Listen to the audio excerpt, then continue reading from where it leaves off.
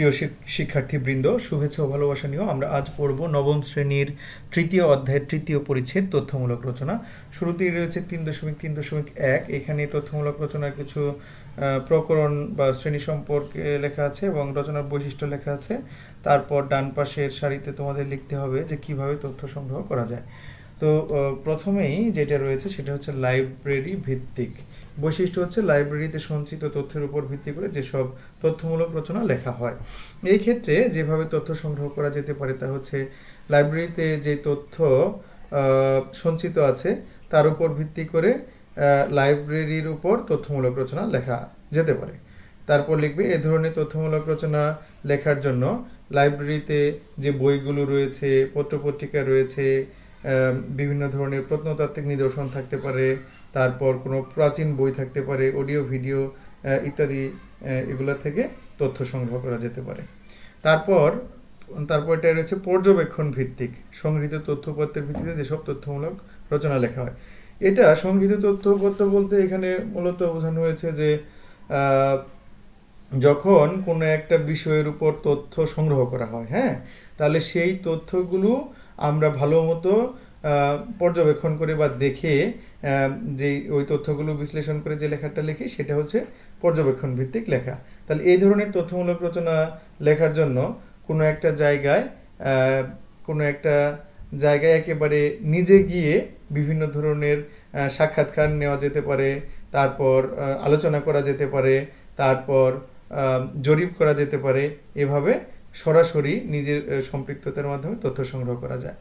তারপর বলা হয়েছে অভিজ্ঞতা ভিত্তিক। এখানে বলেছে যে নিজের অভিজ্ঞতার উপর ভিত্তি করে যেসব তথ্য লেখা হয় সেটি। এখানে তাহলে কিভাবে তথ্য সংগ্রহ করা যায় সেখানে তোমরা বলতে পারো যে এটা যেহেতু নিজের অভিজ্ঞতার উপর ভিত্তি করে এই তথ্যমূলক লেখাটা লেখা হয়, সেই কারণে এই ধরনের রচনা লেখার জন্য নিজের জীবনের বিভিন্ন অভিজ্ঞতা, যেমন স্মৃতি, তারপর নিজের লেখা ডায়েরি, তারপর পারিবারিক বিভিন্ন তথ্য, কিংবা পারিবারিকভাবে সংগ্রহ করা হয়েছে এমন কোনো বিষয়, হ্যাঁ, কিংবা পরিবারের অন্য কোনো সদস্যের অভিজ্ঞতা থেকেও এই তথ্যগুলো সংগ্রহ করা যেতে পারে। তারপর এখানে আবু জাফর শামসুদ্দিনের একটি লেখা রয়েছে আত্মস্মৃতি। এই আত্মস্মৃতি যে লেখাটা এখানে রয়েছে, এখানে তথ্যমূলক রচনা, এই রচনাটি পড়তে হবে। পড়বার পর তোমাদেরকে 3.3.2-এ এইখানে যথারীতি কিছু প্রশ্নের উত্তর দিতে হবে। পড়ে কি বুঝলাম? প্রথমে এখানে বলা হয়েছে যে এই রচনায় কোন সময়ের তথ্য পাওয়া যায়। এখানে দেখো সময়টাকে কিন্তু জানতে চাওয়া হয়েছে।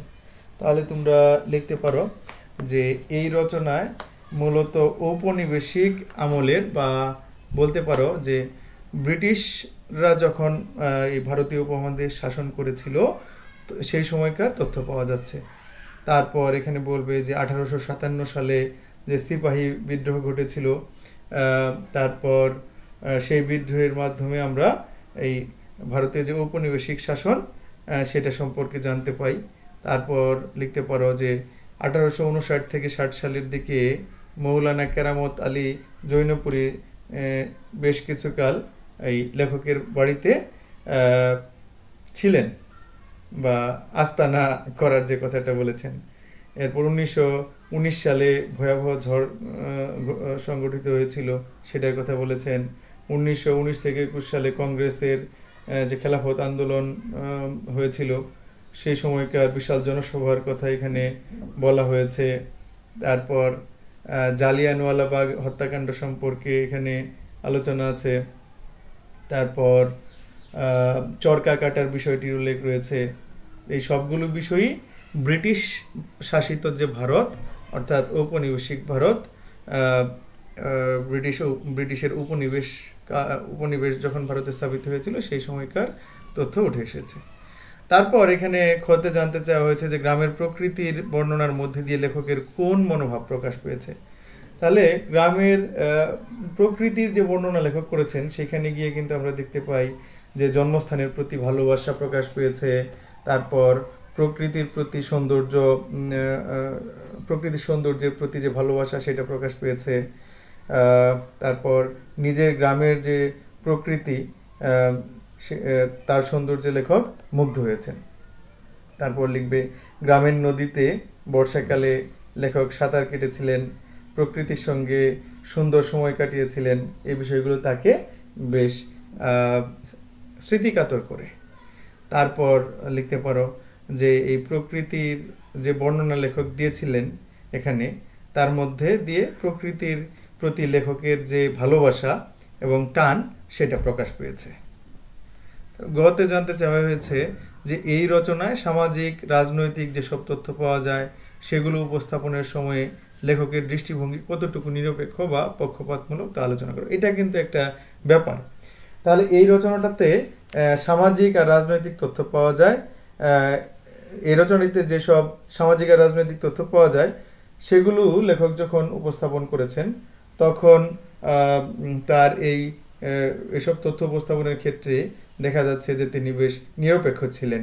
হ্যাঁ, তাহলে এই রচনায় লেখক দেখো যখন সিপাহী বিদ্রোহের কথা আলোচনা করলেন তখন কিন্তু মুসলমানদের উপর যে অমানবিক অত্যাচার আর গণহত্যা সংগঠিত হয়েছিল এটা কিন্তু ঐতিহাসিকভাবে স্বীকৃত একটি সত্য। অতএব লেখক কিন্তু আবেগতাড়িত হয়ে কিছু লেখেননি, তিনি ইতিহাস যেটা পক্ষে সমর্থন দিচ্ছে সেই সত্যটাই তুলে ধরেছেন। আবার এই যে দেখো ব্রিটিশদের বিরুদ্ধে ভারতীয় যে মুসলমান আর হিন্দুরা সবাই একত্রিত হয়ে যে বিদ্রোহ করেছিলেন সেটাও কিন্তু ইতিহাসে আছে, আর এই সত্য ঘটনাটিও লেখক তুলে ধরেছেন এই রচনায়। এবং এই ঐতিহাসিকভাবে সত্য ঘটনা তুলে ধরার মাধ্যমে লেখক মূলত নিরপেক্ষভাবেই এই সমস্ত সামাজিক এবং রাজনৈতিক ঘটনাগুলোকে উপস্থাপন করেছেন। তারপর বলা হয়েছে 3.3.3 লেখা নিয়ে মতামত। তো এখানে দেখো তোমাদেরকে প্রথমটা বলে দেওয়া হয়েছে যে 1919 সালের 12 ঘন্টা ব্যাপী ভয়াবহ ঝড়ে টিনের চাল উড়িয়ে নিয়ে যায়। তো তোমার মতামত কি? তুমি এখানে বলতে পারো যে আমি এটা এখানে বলেই দেওয়া আছে, আসলে অনলাইনে খোঁজ করে দেখেছি যে এই তথ্যটি ঠিক আছে। তারপর যে কোনো তথ্য বিদ্রোহ তোমরা এখানে বলতে পারো যে 1757 সালের বিদ্রোহ, 1757 সালের সিপাহী বিদ্রোহের যে কোনো একটি চরণ এখানে তুলে দিতে পারো। দেওয়ার পর এখানে লিখতে পারো বিদ্রোহ দমনকে উপলক্ষ করে ঢাকা শহরে ব্যাপক গণহত্যা শুরু হয়। তাহলে তোমরা এখানে বলতে পারো যে 1757 সালের সিপাহী বিদ্রোহ সম্পর্কে জানতে গিয়ে ইতিহাস থেকে এই ঘটনার সত্যতা পেয়েছি। তারপর আরেকটা চমৎকার জিনিস একটু আগে যেটা বললাম যে 1757 সালের বিদ্রোহে যে হিন্দু মুসলমান নির্বিশেষে এই বিদ্রোহে অংশগ্রহণ করেছিল সেই ঘটনাটাকেও তুলে ধরতে পারো। এখানে যে কোনো একটা লাইন আমরা খুঁজে বের করতে পারি এই বিষয়ক। হিন্দু মুসলমান নির্বিশেষে সাধারণ চাষি পরিবারের মহিলাদের একমাত্র পরিচ্ছদ ছিল পেঁচিয়ে পড়া একটি শাড়ি। তাহলে এই যে ঔপনিবেশিক ভারত আমলে, ঔপনিবেশিক শাসনামলে ভারতের যে দুরবস্থা, অর্থনৈতিক দুরবস্থা, সেই সামাজিক ইতিহাস বিশ্লেষণের মাধ্যমে আমরা এর সত্যতা পাই, এটা বলতে পারো। কিংবা যে এটাও বলতে পারো যে 1919 থেকে 21 সালে কংগ্রেসের খেলাফত আন্দোলনের সময় আমাদের গ্রামের উত্তর দিকে এক বড় চত্বরে এক বিশাল জনসভা হয়।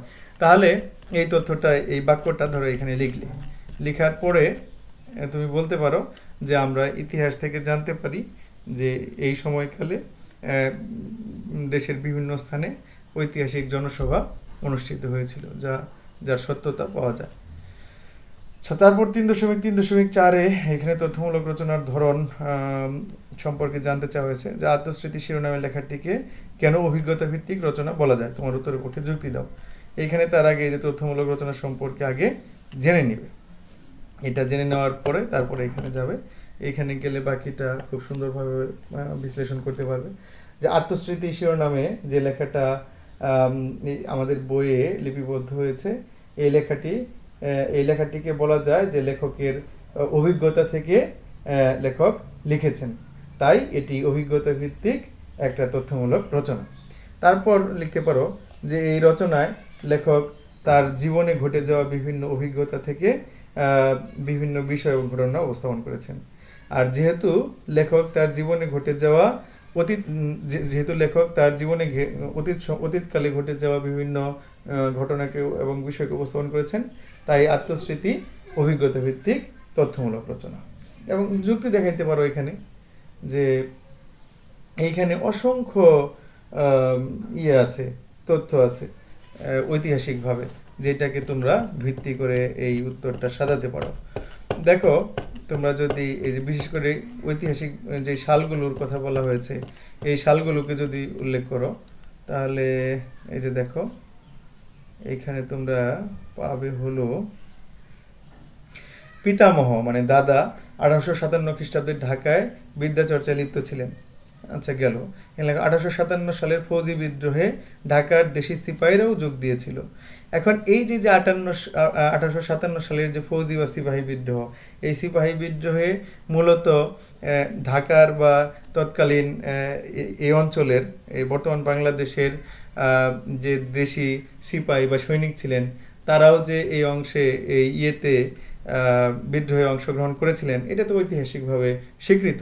এবং তিনি এটা কিন্তু তার যে অভিজ্ঞতা সেই অভিজ্ঞতা থেকে বললেন, সে কারণে এটি অভিজ্ঞতামূলক তথ্যমূলক রচনা। তারপর লিখতে পারো এই যে দেখো 1859 থেকে 60 সালের দিকে মাওলানা কেরামত আলী জৈনপুরী বেশ কিছুকাল আমাদের বাড়িটিকে তার আস্তানা করেন।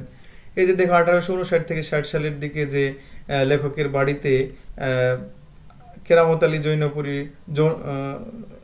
জৈনপুরী অবস্থান করেছিলেন, তার এই অবস্থানটা তিনি উল্লেখ করলেন, এটা কিন্তু তিনি নিজে দেখেছেন। হ্যাঁ, তাহলে এই যে তার জীবনে ঘটে যাওয়া কোনো একটা ঘটনাকে যেহেতু তিনি বিশ্লেষণ করলেন সেই কারণেও এটি অভিজ্ঞতামূলক একটি অভিজ্ঞতা ভিত্তিক তথ্যমূলক রচনা। তারপর দেখো এখানে 1919 সালে 12 ঘন্টা ব্যাপী ভয়াবহ ঝড়ে টিনের চাল উড়িয়ে নিয়ে যায়। তাহলে এই যে একটা অভিজ্ঞতা, এই অভিজ্ঞতাটাও লেখকের জীবনে ঘটেছে, তিনি নিজে এই ঘটনাটাকে বা এই অভিজ্ঞতাটাকে অর্জন করেছিলেন।